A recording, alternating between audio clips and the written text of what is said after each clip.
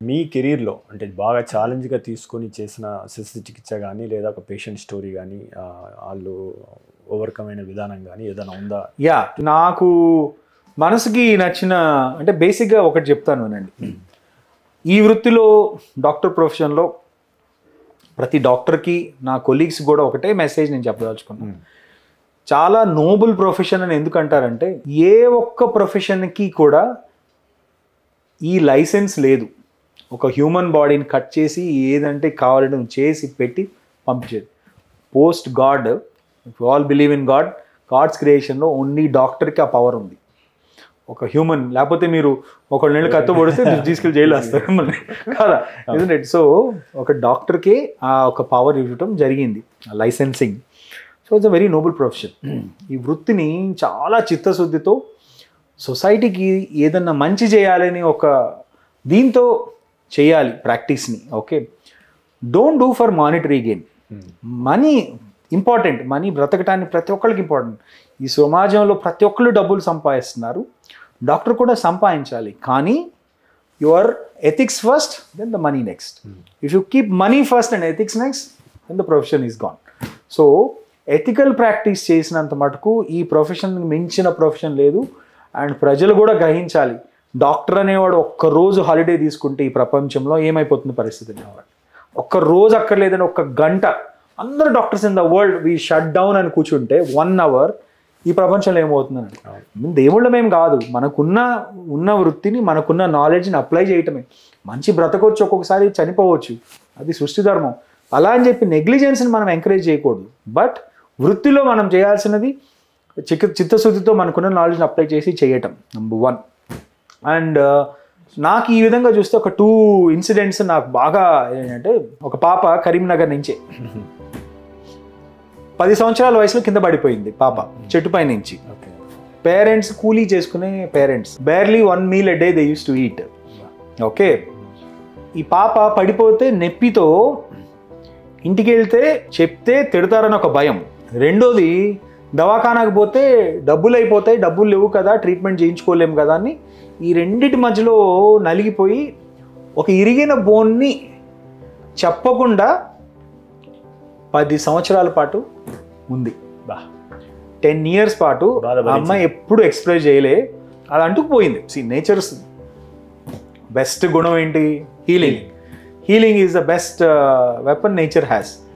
Body అది అంటుకుపోయింది 6 వారాలకు 8 వారాలకు. పాపం అమ్మాయి 6-8 వారాలు ఇరిగిన హిప్తో నేను అన్ని చూసుకుంటూ ఫైనల్గా పేరెంట్స్ ఏమనుకున్నారు, ఏదో రోగం వచ్చిందిలే ఈ అమ్మాయికి అని చెప్పి ఫైనల్గా అమ్మాయి కనీసం మూమెంట్ కాదు కదా, కాలు దీనిపైకి వచ్చి ఫ్యూజ్ అయిపోయింది, ఇట్లా ఫ్యూజ్ అయిపోయింది.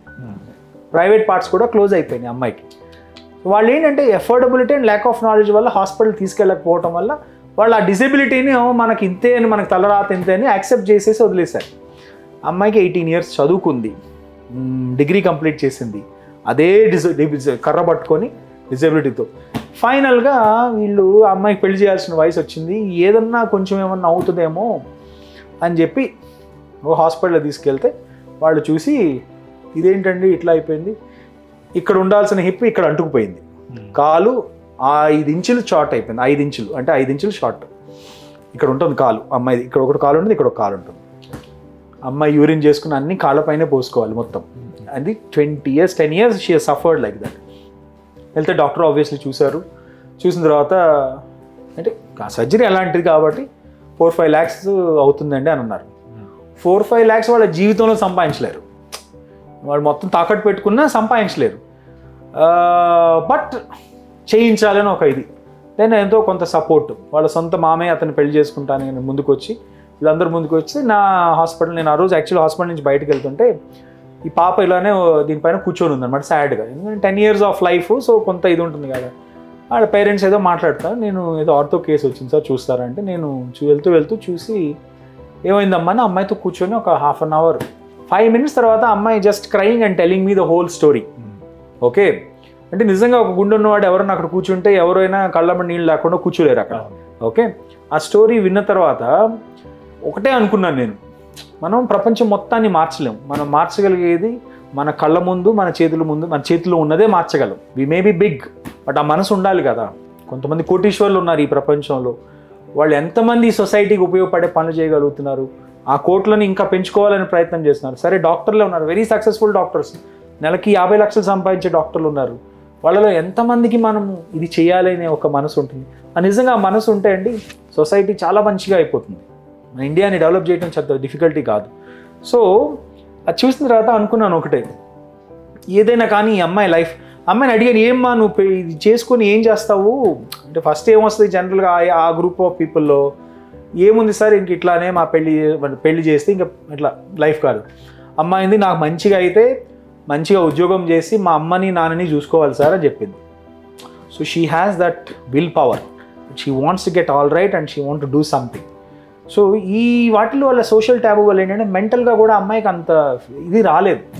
నేను బయటికి వచ్చి ఒకటే చెప్పాను, మీకు అమ్మాయిని నేను సరి చేస్తానండి, నా పైన నమ్మకం ఉంటే, కాకపోతే కొన్ని ప్రాబ్లమ్స్ ఉంటాయి. ఎందుకంటే అమ్మాయి దీనివల్ల నడుము వంగిపోయింది, ఈ కాలు ఇట్లా ఉండటం వల్ల అమ్మాయి షార్ట్ టర్న్ వల్ల అమ్మాయి ఇట్లా అయిపోయింది అనమాట. ఇట్లానే ఉంటుంది అమ్మాయి, కాన్స్టే స్పైన్ మొత్తం వంగిపోయింది అనమాట.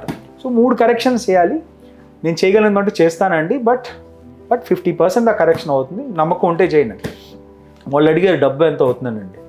డబ్బు నాకేం తెలియదండి, నేను అడగను, నేనైతే ప్రయత్నం స్టార్ట్ చేస్తాను, తర్వాత చూసుకుందాం ఎట్లా అంటే అట్లా అనేది. We operated on her. I will share the news paper cutting.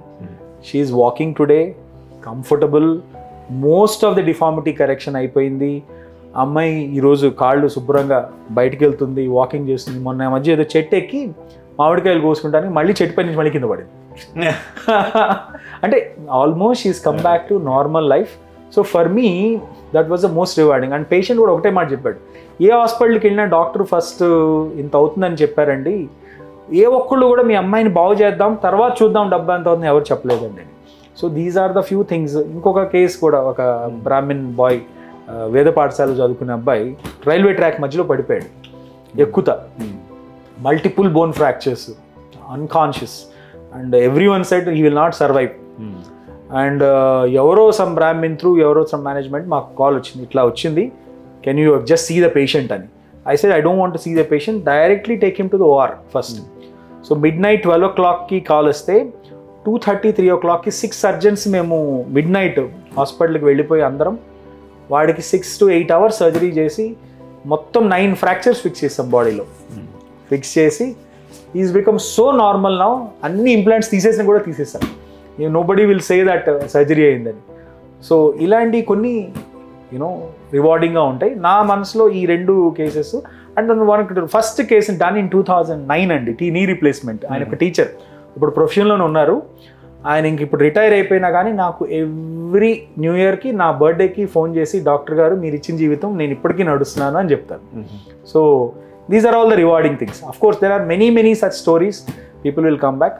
So I feel ఒక డాక్టర్గా యంగ్ జనరేషన్కి ఒకటే, అంటే పెద్దవాళ్ళకి మనం చెప్పేంత వాళ్ళం కాదు కానీ యంగ్ జనరేషన్కి do work with heart, and I'm sure money will come, and also that love will come back to you. And love, how it comes back, will bring more patients to you with the trust.